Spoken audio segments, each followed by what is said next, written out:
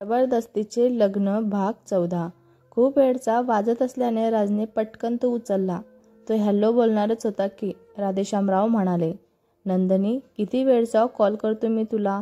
बरं जाऊ दे, मी तुझा व्हॉट्सअप नंबरवर अमीररावांचा फोटो आणि त्यांच्या लंडनमधील घरांचाही फोटो पाठवलाय।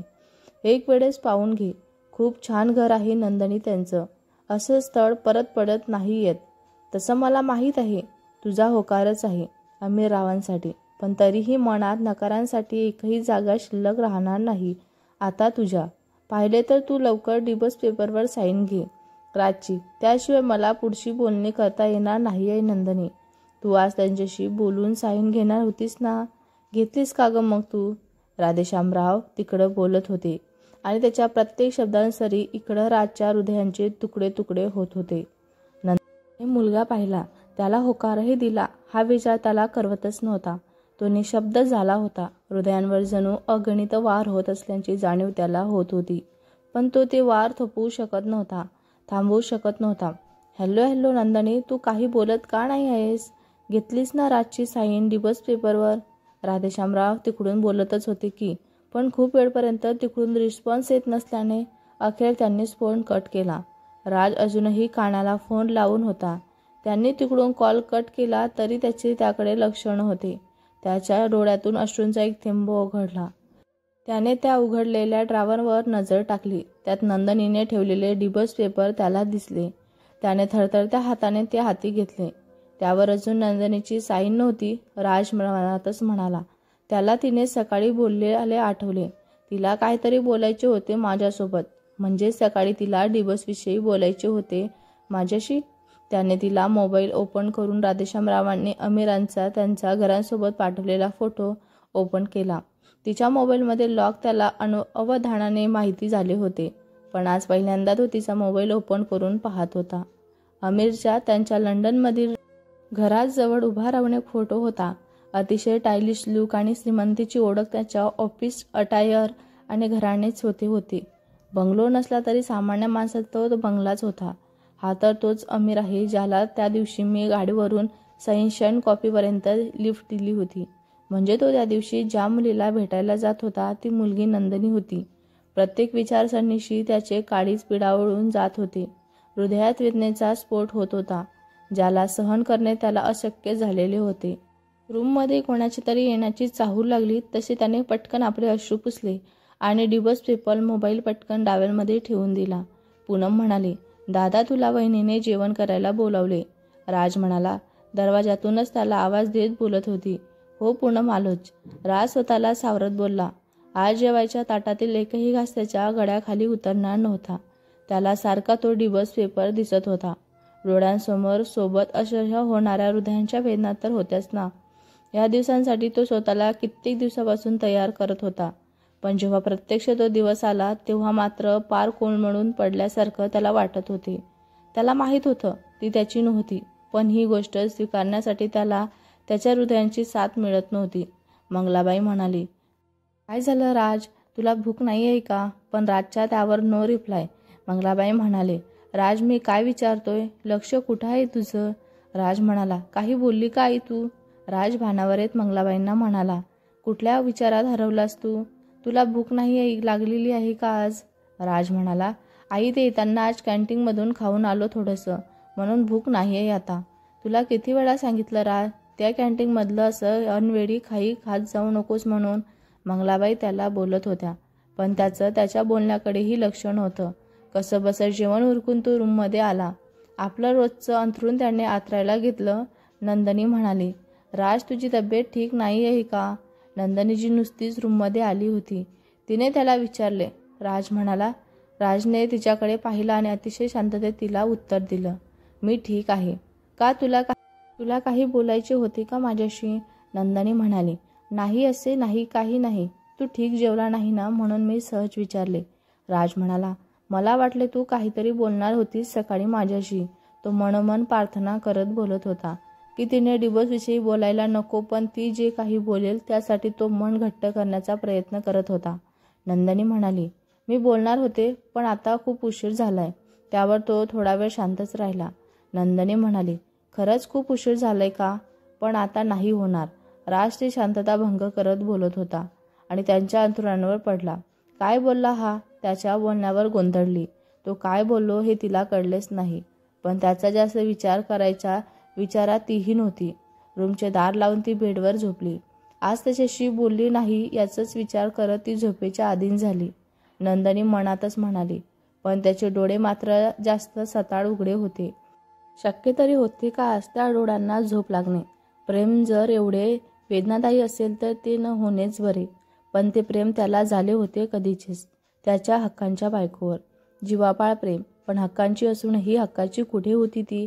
प्रेमात भावनांच्या सीमा नसतात, त्या भावना आपल्या हातीही नसतात.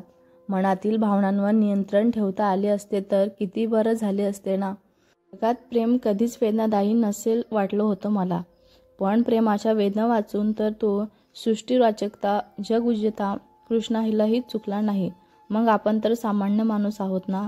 प्रेमाच्या सुखासाठी अर्पण व्हायलाही तयार असलो तरी ते सुख आपले नाही याचं दुःख सर्वात जास्त वेदनादायी असतं. तेच सुख आज तो अनुभवत होता. त्याच्या हक्कांच्या यातना तर फक्त त्या हृदयांनाच माहिती होत्या. आता पुढं बघूया. शिवम म्हणाला, तू वेडा झालास का राज? तू वहिनीला सहखुशीने डिवोर्स देत आहेस. लग्न काही बावलाबावलींचा खेळ नाही आहे. वाटलं तेव्हा मोडायचा. बहिणीला मान्य नसलं तरी तुमचं लग्न झालंही आहे. वहिनी तुला डिवोर्स नाही देऊ शकत.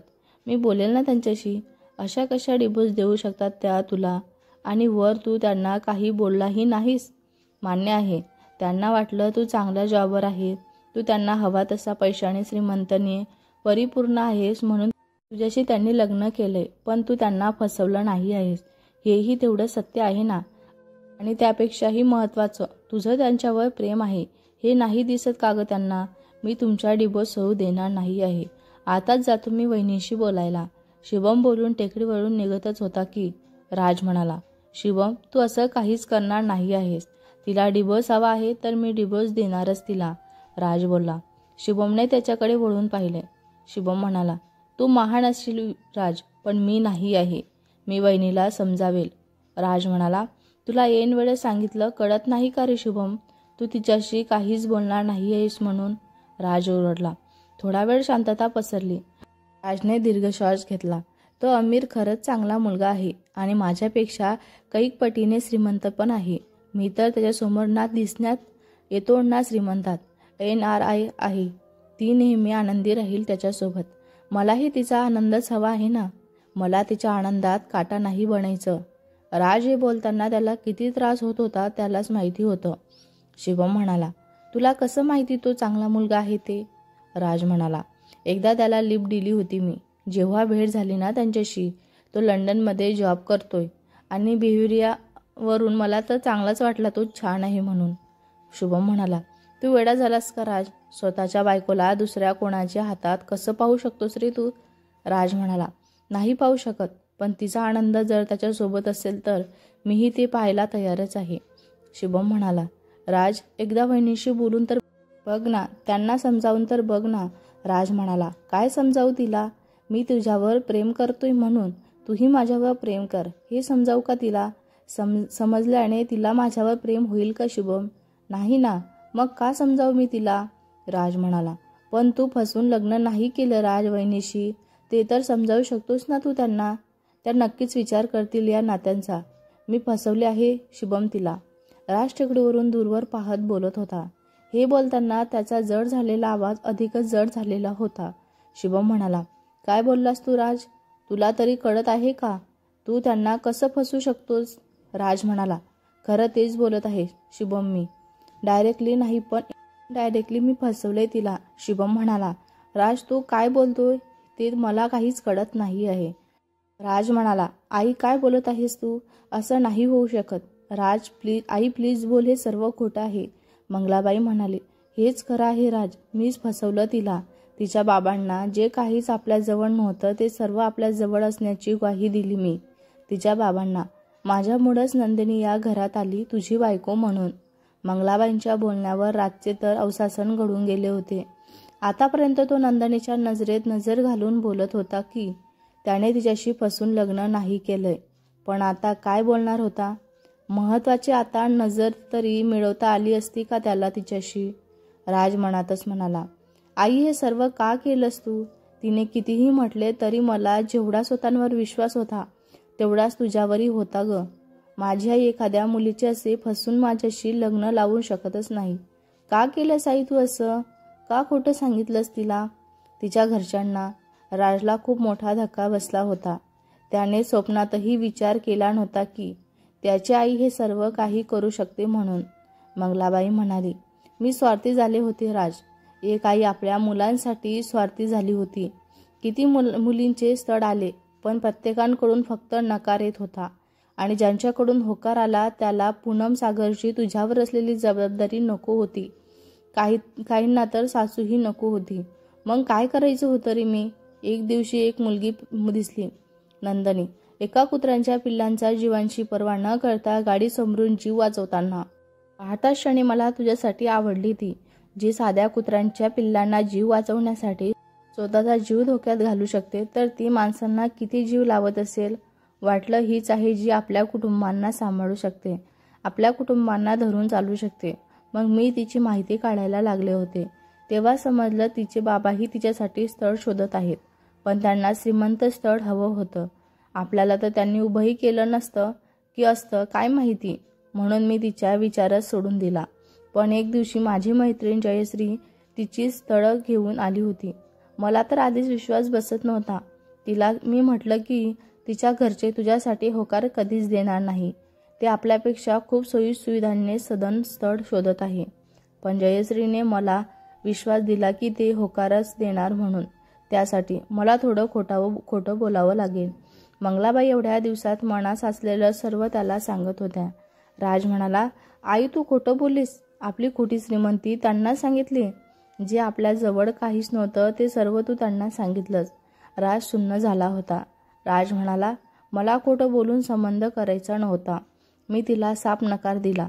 असं खोटून बोलून एखाद्या मुलीला सून म्हणून आणणे मला तर विचारही करवला नाही. पण प्रत्येकाकडून मिळालेला नकार आणि होकार, मिळाल्यांकडून असणाऱ्या अटी यामुळे माझ्यातल्या स्वार्थी आईला मला तेही करावं लागलं. त्या मुली मला आपल्या घरांसाठी योग्य वाटतच नव्हत्या. त्यांना फक्त तू हवा असायचा. बाकी कोणाची तुझ्यावर असलेली जबाबदारी त्या मुलींना नको होती. मी खूप विचार केला. मला सर्व दृष्टीने नंदनीच तुझ्यासाठी आपल्या घरांसाठी योग्य वाटत होती. म्हणून मग मी मन घट्ट करून स्थळ आणल्याच्या 8 दिवसाने जयश्रीला फोन लावला. तिला ती बोलेल ते करायला तयार असल्याचे सांगितले. मी तिने सांगितलं तसंच केलं. नंदनीच्या बाबांना नंदनीला पाहायला जायच्या आधी जयश्री मला भेटायला येऊन गेली होती. जयश्रीने त्यांना तू शहरांच्या प्रसिद्ध IT कंपनीत मोठी जॉब करत असल्याचं सांगितलं. बाकीही खूप काही सांगितलं. जयश्रीने मोबाईलमध्ये दाखवायला सांगितलेले घरांचे फोटो मी त्यांना दाखवले. मला तेव्हाही ते बरोबर वाटतच नव्हते, पण जयश्रीने मला समजावलं. नंतर मलाही वाटलं नंदनीला श्रीमंतीची लालसा नाही आहे. आपण तिला एवढी माया लावू की तिला पैशांचा श्रीमंतीपेक्षा आपली मनाची श्रीमंती लाख मोलाची वाटेल. नंदनीच्या बाबांच्या जयश्रीवर विश्वास होता. परिणामी माझ्यावरही बसला. ते म्हणत होते घर पाहायला येऊ. तेव्हा मी हरवडले. पण नंतर जयश्रीने आणि त्यांच्या सावंतराईने त्यांना काय सांगितले माहीत नाही. त्यांनी घर न बघताच लग्नाला होकार दिला. मंगलाबाईंचे सांगताना शोक गालांवर उघडले, पण त्यांना कसे करायचे नसले तरी त्यांनी ते केले होते.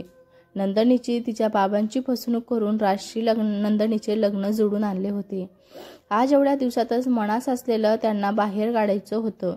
रोज त्यांनी ती गोष्ट त्रास देत होती. सारखी तीच गोष्ट त्यांच्या मनात फिरत होती.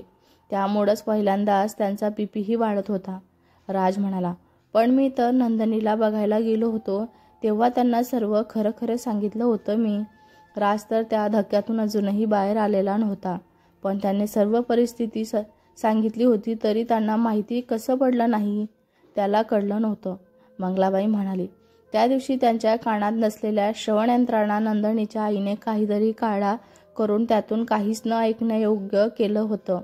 मंगलाबाई म्हणाली, आणि राज सुरले अवसासनही घडले. आपल्या आईने एवढं सर्व केलं यावर त्याचा विश्वास बसत नव्हता. आतापर्यंत छाटीठोकपणे तो नंदनीला त्याने तिला काही फसवल्याचे सांगत नव्हता. पण आता काय आणि कसे सांगणार होतो त्याला काही सुचत नव्हते. त्याला स्वतःपेक्षाही आईवर विश्वास होता. पण आज तो विश्वास पार धुळीला मिळालेला होता. मंगलाबाई म्हणाली, राज हे लग्न खोटं बोलून जमवलं असलं तरी मी तिला लावलेली माया खोटी नव्हती. मला माहिती होतं तिला आईचे प्रेम मिळाले नाही, म्हणून मला तिला आईची सर्व माया द्यायची होती आणि मनापासून द्यायचीच होती. त्या मायेत कुठलाही स्वार्थ नव्हता. जशी मला पूनम आहे तशीच मला तीही वाटली होती. मंगलाबाई त्याच्या जवळ जात बोलत होत्या. महत्त्वाचं टेक्स्टबुक घरी राहिलं म्हणून थोडे अंतर जाऊन परत आलेली नंदनी आता जे काही ऐकलं त्यावर सुन्न झालेली होती. ती मागच्या मागे आपले अश्रू पुसत निघून गेली.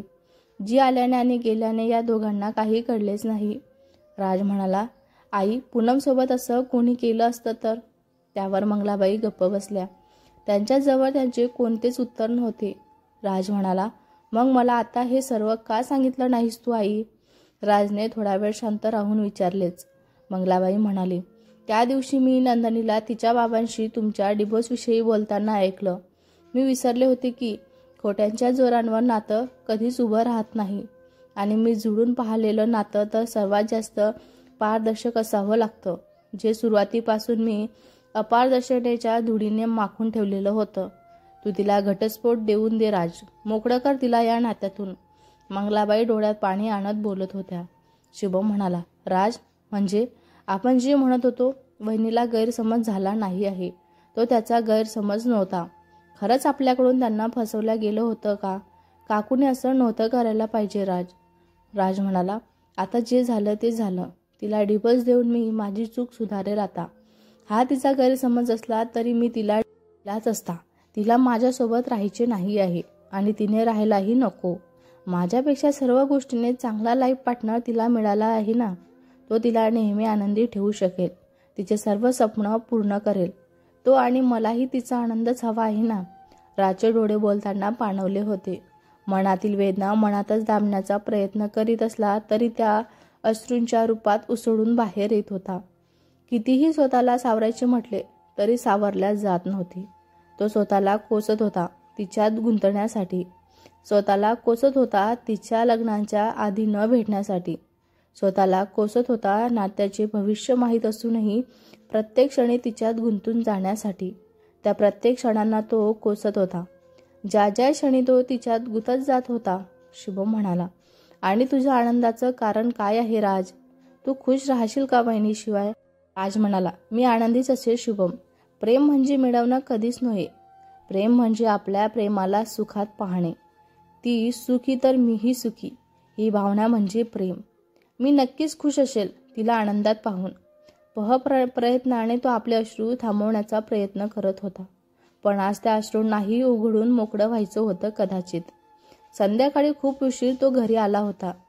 तरीही त्याला यावे वाटत नव्हती. तिच्या नजरेत पाहून बोलायची आता त्याची हिंमतच होणार नव्हती. तोही स्वतःला तिचा तितका दोषी समजत होता जेवढी त्याची आई होती. लग्नाच्या आधी एकदा जरी तिला भेटलो असतो तर तिची तरी लाईफ आता वेगळी असती. ती दुसऱ्या कोणासोबत का असेना पण खुश असती ना, असं त्याला वाटत होतं. त्याने आधीच त्याला उशीर होणार असल्याचे सांगितल्याने सर्वांनी जेवण करून घेतलेले होते. तो आल्यावर मंगलाबाईने त्याला वाढून दिलं. मंगलाबाईसोबत तो आज एकही शब्द बोलला नाही. पूनमला आज घरचे वातावरण जरा वेगळेच वाटत होते, पण तिचीही एक्झाम जवळ आल्याने तिने त्याचा फारसा विचार केला नाही.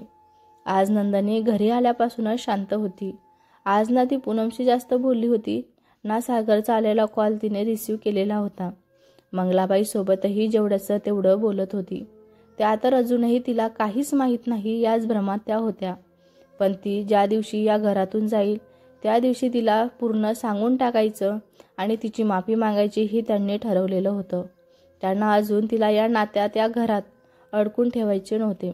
आता जो पण मुलगा तिच्या बाबांनी तिच्यासाठी निवडलेला होता त्यांच्यासोबत ती नेहमी खुश राहावी बस एवढीच प्रार्थना त्या करत होत्या. ती तिच्यात विचारात रूममध्ये आली. राज रूममध्ये नव्हता. त्याला तिला फेस करायचेच नव्हते म्हणून तो जेवण केल्यास घराबाहेर गेला. बाबाला आता सांगावं की नाही याचा विचार करून तिने बाबाला फोन केलाच होता. राधेश्यामराव म्हणाले, हा नंदनी बेटा बोल ना. नंदनी म्हणाली, बाबा मला तुमच्याशी खूप महत्त्वाचं बोलायचं होतं. राधेश्यामराव म्हणाले, नंदनी काय झालं, तू ठीक आहेस ना? राधेश्यामराव काळजीने बोलत होते. नंदनी म्हणाले, बाबा सर्व ठीक आहे. मला फक्त भेटायचं होतं तुमच्याशी. खूप आठवण येत होती ना तुमची. नंदनी डोळ्यात पाणी आणत होती. राधेश्यामराव म्हणाले, मला पण खूप आठवण येते तुझी नंदनी. नंदनी, आता डिवोर्स झाला की लगेच इथेच राहा खूप दिवस. मी लवकरच अमीरचं आणि तुझं लग्न नाही होऊ देणार. फक्त जुळवून ठेवेल.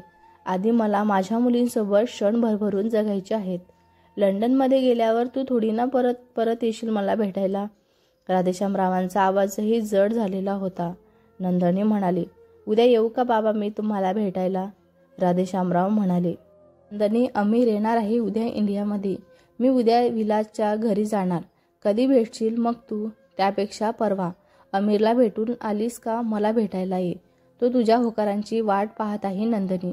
नंदनी म्हणाली, बाबा मी परवा भेटायला येईल तुम्हाला. नंदनीले थोडक्यात बोलून कॉल कट केला.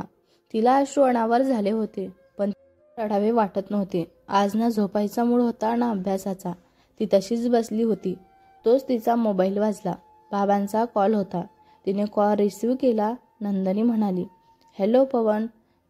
पवन म्हणाला, नंदनी दीदी, मी पवन बोलत आहे. नंदनी म्हणाली, पवन हा बोल ना. पवन म्हणाला, नंदनी दी, तू जिजूला डिवोर्स देत आहेस का? नंदनी म्हणाले, तुला कोणी सांगितलं पवन? या गोष्टी तुला पडायची गरज नाही आहे. अशा गोष्टीत लक्ष देण्यापेक्षा जरा अभ्यासात लक्ष दे. पेपर चालू आहेत ना तुझे. नंदनी जरा रागातच बोलली. पवन म्हणाला, दीदी प्लीज ना, जिजूंना डिवोर्स देऊ नकोस ना तू. ते खूप चांगले आहेत ग. मला ते जिजू म्हणून हवे आहेत. नंदनी म्हणाली, काय हे कधी झालं? आधी तर तू खूप राग करत होतास ना तू त्यांचा, आणि आता हे जिजू कधीपासून झालं? पवन म्हणाला, दी मी तुला सांगितलं नाही, पण माझा त्या दिवशी मॅथचा पेपर खूप खराब गेला होता. त्या दिवसांचा त्याने त्या दिवशी घडलेला सर्व प्रकार तिला सांगितला. नंदनी म्हणाली, तू वेडा आहेस का पवन? लहान आहेस का तू असा रस्ता क्रॉस करायला?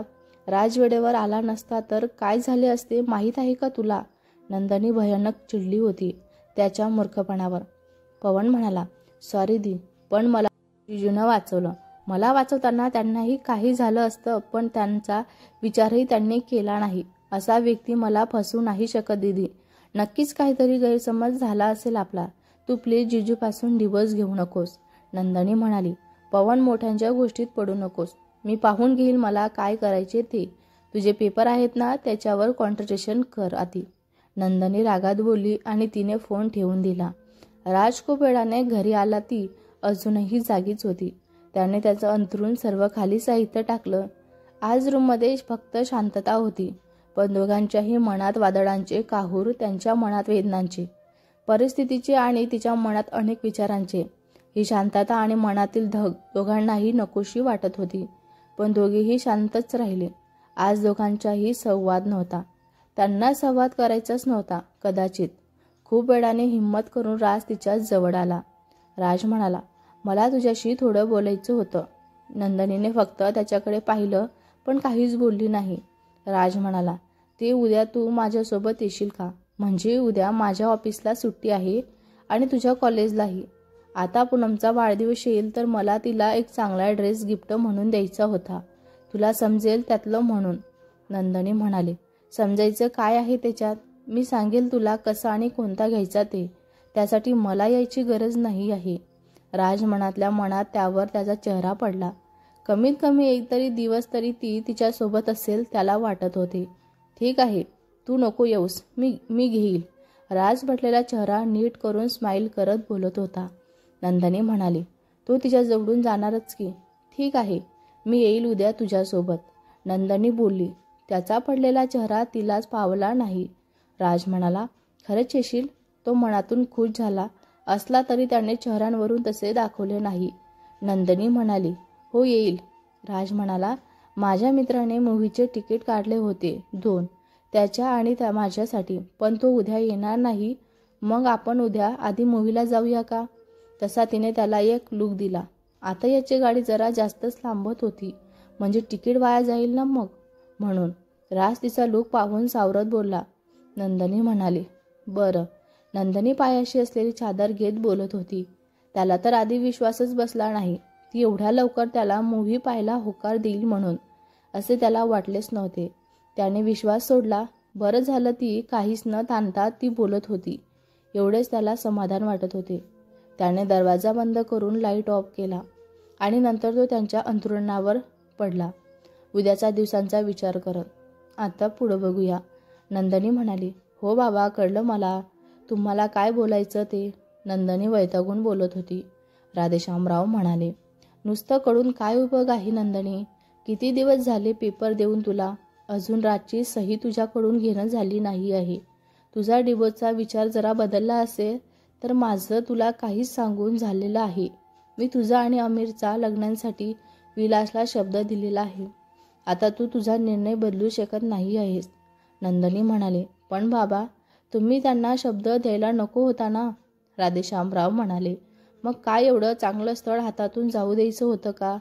अमीरसारखा मुलगा दिवा घेऊन शोधूनही मिळणार नाही तुला. फॉरेन कंट्रीमध्ये लावूनही आपले संस्कार विसरला नाही तो. किती आदराने बोलतो तो सर्वांशी. बरं, पैशांचाही घमंड नाही आहे त्याला, पूर्णचे गुण आहे त्याच्यात. राधेश्यामरावांची गाडी पुन्हा सुरू झाली होती, जी अमीरच्या बाबतीत थांबायचं नाव घेत नव्हती. नंदनी म्हणाली. बाबा, मला तुमच्याशी थोडं बोलायचं आहे. राधेश्यामराव म्हणाले. उद्या येत आहेस ना घरी? मग तेव्हा बोलू की.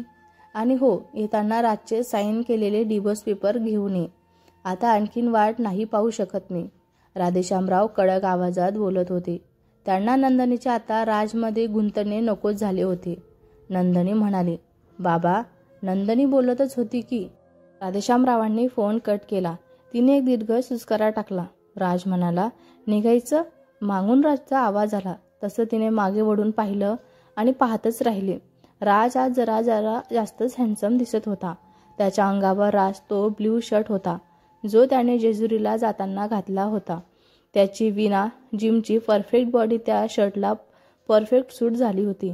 शर्टच्या स्लीव्हलेसमध्ये त्याने कोपरापर्यंत फोल्ड केला होता. त्याने चेहऱ्याला जास्त काही लावलेलं नव्हतं. खरं तर त्याला एवढं काही करणे आवडतच नव्हतं, पण तरीही त्याचा तो निमगोरा चेहरा एखाद्या गोऱ्या व्यक्तीलाही मागे पाडेल एवढा तेजदार दिसत होता. खूप दिवसांपासून सागरने त्यांच्यासाठी आणून ठेवलेले जेलने त्याने आज केस जरा सेट केलेले होते, पण नंदनी त्याला मात्र त्याचे ते विना जेलचे नैसर्गिक सेट असलेले केस जास्त अट्रॅक्टिव्ह वाटत होते. नंदनी त्याला एकटक पाहत होती. राज म्हणाला. निघायचं? तिने काहीच उत्तर दिले नाही, म्हणून त्याने तिला पुन्हा आवाज दिला. नंदनी म्हणाली. हो. नंदनी हँगच झाली होती. थांब, माझी हँडबॅग रूममध्येच राहिली आहे, मी आले लगेच घेऊन. नंदनी त्याला बोलून घरात आत निघून मध्ये केली. तिने कपाट उघडून आतली हँडबॅग घेतली आणि कपाट पुन्हा लावणार की तिचं कशावर तरी लक्ष गेलं. तिने पुन्हा अर्धवट लावलेल्या कपाट उघडलं आणि साईडच्या घडी करून ठेवलेल्या वरच्या 3 साड्या तिने काढल्या. त्याखाली तिने पूनमसोबत शॉपिंगला गेलेली असताना राजसाठी निवडलेले ते लाईट नेव्ही ब्लू शर्ट तिला दिसलेच नाही. तिने सर्व घड्या काढून पाहिल्या. कपाटाच्या इकडच्या तिकडच्या साईड चेक केल्या, पण त्यात तिला तो शर्ट सापडलाच नाही. कुठं गेला असेल शर्ट? मी तर इथेच ठेवला होता, ती विचार करतच शोधत होती. वहिनी, दादा तुला जाण्यासाठी आवाज देतोय, पूनम दरवाज्यात येऊन बोलत होती. नंदनी म्हणाली. हो पूनम, आलेच मी. नंदनीने कपाट लगेच तसेच घाईघाईने बंद केले. चल. नंदनी बाहेर येऊन त्याला बोलली. ती मागे बसणारच त्याने गाडी स्टार्ट केली. त्याला त्या शर्टविषयी विचारायचे की नाही या भ्रमात ती होती, पण विचारावे कसे हे तिला समजत नव्हते. त्याने जर ते शर्ट अजूनही तिच्याजवळ का ठेवले म्हणून विचारले तर त्याने कोणतेच उत्तर तिच्याजवळ नव्हते. शेवटी तिने त्याला काही विचारलेच नाही. तसेही त्याचे उत्तर त्याने दुसरे तिसरे काही सांगितले तरी त्याचे खरे उत्तर तिला माहीतच होते कदाचित, म्हणून तिने त्याला काही न विचारणे पसंत केले. बराच वेळानंतर नंदनीने स्वतःच्या साडीवर लक्ष केले. योगायोगाने का होईना तिने लाईट ब्ल्यू कलरची साडी नेसली होती. बसल्यानंतर तिचे त्यावर लक्ष गेले होते. आता तो कलर मॅचिंग निव्वळ योगाने होता की राजने तिची साडी पाहून त्या कलरचा शर्ट घातला होता हे तर त्यालाच माहिती. नंदिनी म्हणाले. कुठल्या मार्केटमध्ये जायचं ड्रेस आणायला? राज म्हणाला. ती कळेलच समोर तुला. सांगितले तर काल जाईल याचं, नंदिनी मनातच बोलली. नंदिनी त्याच्यापासून थोडे दूर सरकून बसली होती. राजने गाडीला जोरात ब्रेक मारला तशी ती त्याच्या जवळ सरकल्या गेली. थोडा ब्रेकने तिचा हात त्याच्या खांद्यावर पडला तसा राज घरातच हसला. नंदिनी म्हणाले, राज हळू चालव ना जरा. राज म्हणाला, राजचे फक्त एवढेच उत्तर होते. आज त्याला फक्त अनुभवायची होती तिची सोबत, जी यामुळं त्याच्या नशिबात नसणारच होती कदाचित. स्वीकारले होते त्याने तिच्या सोबतीशिवायचे आयुष्य, पण किमान हा तरी सोबतचा आणि हक्कांचा प्रवास त्याला अनुभवून घ्यायचा होता आज. तिच्यासोबतचे हे क्षण आठवून ठेवायचे होते त्याला आयुष्यभरांसाठी. हे क्षणच तर त्याचे जीवनभरांचे सोबती होते. आता तिच्या आयुष्याचा मार्ग त्याने मोकळा केलेला होता. नव्हते गुंतून ठेवायचे तिला त्यांच्यात. ती त्याच्याच कधीच गुंतणार नाही हे त्याला माहीत होतं. म्हणून जगून घ्यायची होती त्याला ही तिच्यासोबतची हक्कांची शेवटची सोबत. आज मन भरून जगून घ्यायचे होते त्याला तिच्यासोबत. तिचा सहवास तो अनुभवत होता, कदाचित शेवटचाच. तीही हरवली होती कदाचित या प्रवासात. तिलाही हा तिचा हक्कांचा प्रवास वाटत असावा, शेवटचा. त्याची ही सोबत कदाचित तीही अनुभवत असावी. भविष्य तर माहीत नव्हते, पण हा आज ती जगून घेत होती त्यांच्या सोबतीने. आणि तो तर जगतच होता केव्हांचा तिच्या सोबतीने. आज ती फक्त आणि फक्त त्याची होती. मिररमधून स्पष्ट दिसणारा तिला तो पाहत होता. तिच्या सहवासातील आज तो प्रत्येक क्षण जगत होता. तुम मेरे हो इस पल में मैं हो कल शायद यह आलम न रहे. कुछ ऐसा हो तुम न रहो. कुछ ऐसा हो हम ना रहे. यह रास्ते अलग हो जाए. चलते चलते हम खो ना जाए. नंदिनी म्हणाली, राज तू काही ठरवलं आहेस का तुझ्या फ्युचरसाठी? नंदिनीने मधातल्या त्याला प्रश्न केला आणि खूप आतुरतेने त्याच्या उत्तरांची वाट पाहू लागली. राज म्हणाला, कशासाठी? ती कशासाठी विचारत होती त्याला कळले होते, पण त्याने समजूनही न समजण्याचा आवांडला. नंदिनी म्हणाली, कशासाठी नाही, असंच. नंदिनी गप्प बसली. त्याला तिच्या बोलण्याचं कल समजला होता, पण आज त्याला चिडायचे नव्हते ना उगाच वाद घालायचा होता. आज ती केवळ त्याची होती एवढं समाधान त्या होतं. किती बदलवतं ना माणसाला हे अडीच शब्दांचं प्रेम. शब्द जरी अडीच शब्दांचा असला ना तरी त्यातील भावना किती विलोभहीन असतात. त्या प्रेमांचा मोजमाप तरी होऊ शकतो का? ते अमाप प्रेम. कितीही तोललं, कितीही झेललं, कितीही बोललं तरी अमापच. काय जादू आहे या प्रेमात? अडीच अक्षरांचं हेच प्रेम कधी कधी एखाद्यांच्या सुखांचं कारण बनतं, तर कधी कधी हेच एखाद्यांच्या जीवनभरांचं दुःखांचं. याच प्रेमाने एखाद्याचं जीवन सावरून जातं, तर कधी कधी हेच प्रेम एखाद्याचं जीवन उद्ध्वस्तही करतं. भेटूया पुढच्या भागात. हा भाग तुम्हाला कसा वाटला कमेंट करून नक्की सांगा. व्हिडिओ आवडला असल्यास लाईक करा, शेअर करा. नवीन असाल तर चॅनलला सबस्क्राईब करा. धन्यवाद.